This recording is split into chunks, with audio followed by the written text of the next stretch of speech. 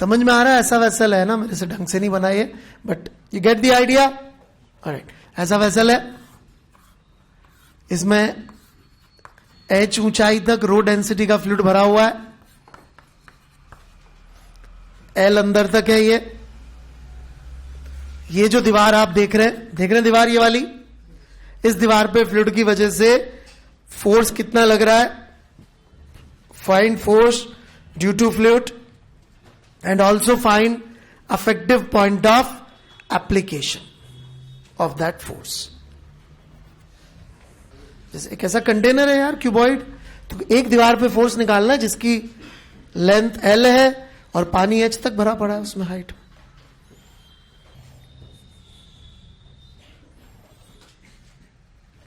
Okay, here we गो।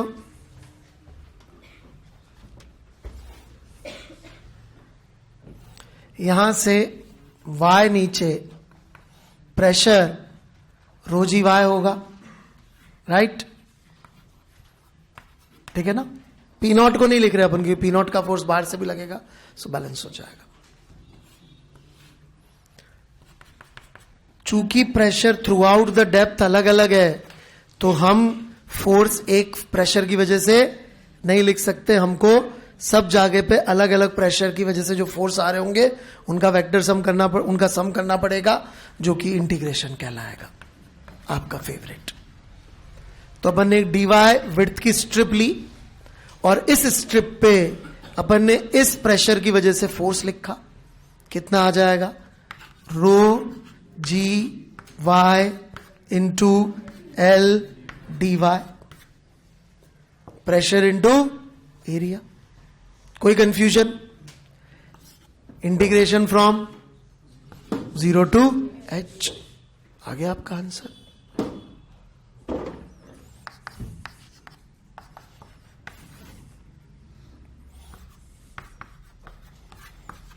इस दीवार पे इतना फोर्स लग रहा होगा, राइट? कोई तकलीफ? फिर मैंने एक चीज और पूछी थी, affective point of application. Affective point of application निकालना मतलब कि हमको इस फोर्स की वजह से टॉर्क लिखना पड़ेगा कि कितना टॉर्क प्रोड्यूस कर रहा है। अफेक्टिव पॉइंट ऑफ एप्लीकेशन की कई बच्चों को मैंने यहां पे नहीं पढ़ाया है वाला चैप्टर। तो R effective is basically R effective cross net force is equal to net torque आ जाए। मतलब कि फोर्स यही वाला कहां लगाए कि टॉर्क उतना ही आए जितना कि ये फोर्स को लगा के आना चाहिए था। ओके, बढ़ू मैं आगे? कैसे आएगा? अब मैं दीवार को सीधा बना रहा हूं, बार बार वैसे बनाने की जरूरत नहीं है, राइट? यदि हम लोएस्ट पॉइंट के अबाउट लिखे टॉर्क, तो टॉर्क का फंक्शन बनेगा फोर्स, वो का वही rho g y l d y into H minus y, force into distance. इसका इंटीग्रल जो भी आएगा उसको हम क्या लिखने वाले हैं? आर अफेक्टिव इंटू जो अपन ने फोर्स लिखा था। कितना लिखा था? Rho g H l H square by 2। इसको आप सॉल्व कर लीजिएगा। आर इफेक्टिव की वैल्यू मुझे तो याद है, इसलिए मैं सीधा लिख रहा हूं सॉल्व करने पे h/3, मतलब नीचे से 1/3 ऊपर आएगी। ओके, आर इफेक्टिव एक्चुअली यहां पे अपन ऊपर से नाप रहे तो शायद 2h/3 आएगा। ये 0 का लिया अपन ने, हाँ ऊपर लिया है ना, हाँ तो 2h/3 आएगा आर इफेक्टिव। लेकिन हम टॉर्क तो नीचे से नाप रहे हैं, टॉर्क कहां से नाप रहे हैं? नीचे से, हाँ तो ठीक है, फिर h/3 आएगा। वाई से कोई फर्क नहीं पड़ता, अरे वो तो इंटीग्रल की वैल्यू आ जाएगी, तो कोई फर्क नहीं पड़ता। R effective would be h/3। कहने का मतलब ये सारा का सारा फोर्स ऐसे बिहेव करेगा जैसे कि यहां से h/3 ऊपर लगाए तो जो टॉर्क लगता। क्यों? क्योंकि ऑब्वियसली नीचे का फोर्स बड़ा है ऊपर के फोर्स से। फोर्स कहां बड़ा है, ऊपर के नीचे? नीचे, तो यहां से पुश ज्यादा होगा। राइट, इनफैक्ट यदि आपने कभी डैम देखी हो, डैम की दीवार तो नीचे से पतली होती है, राइट, मोटी होती है। नीचे प्रेशर ज्यादा होता है तो मोटी होती है नीचे। ये फोर्स उसको गिराने की भी कोशिश कर रहा होता है, तो उसको ही बैलेंस करना होता है। तो आप देखेंगे नीचे से मोटी होती है, सारा प्रेशर का फोर्स तो वहीं आता है, ऊपर तो प्रेशर ही कम होता है। Got it? अरे आया समझ में या नहीं? नहीं आया? क्लियर? बिल्कुल क्लियर है?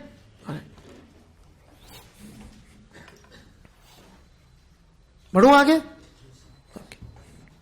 ये रिजल्ट याद रखिएगा, बहुत यूजफुल है कि कोई भी वर्टिकल वॉल है तो उसके ऊपर फोर्स कितना लगेगा due to pressure of fluid.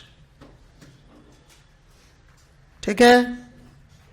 समझ में आया? पी नॉट क्यों नहीं लिखा? यहां पी नॉट प्लस लिखते तो बाहर से भी तो एक पी नॉट का फोर्स लग ही रहा है, तो वो थोड़ी एक्सपीरियंस होगा नेट।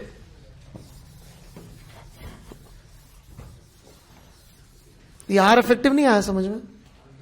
आ गया पक्का? इंटीग्रेशन करना है वो मैंने छोड़ दिया। ओके, रिजल्ट जरूर बना लेना। नीचे से h/3 ऊपर h पर रखा है तो नीचे से बना तो लिया ना फिगर में क्लियरली? नहीं बनाया? बना लिया? ओके, ठीक है। नाउ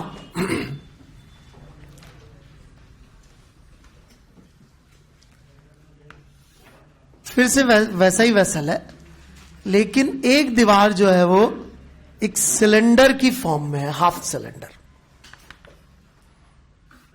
ठीक है, आर ऊंचाई तक इसको भर दिया, समझ रहे? रेक्टेंगुलर की बजाय कैसी है? सिलेंड्रिकल। समझ में आ रही बात? और जो डायमेंशन मैंने नहीं दिखाई है वो एल है। दिखाऊं या आ गया समझ में? जो डायमेंशन मैंने नहीं दिखाई है वो कितनी है? एल। अंदर एल डेप्थ तक।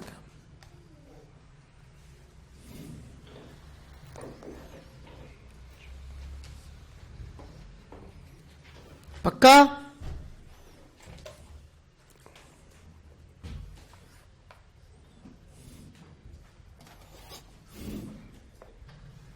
फोर्स निकालना है सिलेंड्रिकल वॉल पे ड्यू टू फ्लूइड। ठीक है, प्रोसीड। सवाल सबको क्लियर है? सब इमेजिन कर पा रहे हैं क्या है यहां पे? Okay, proceed proceed.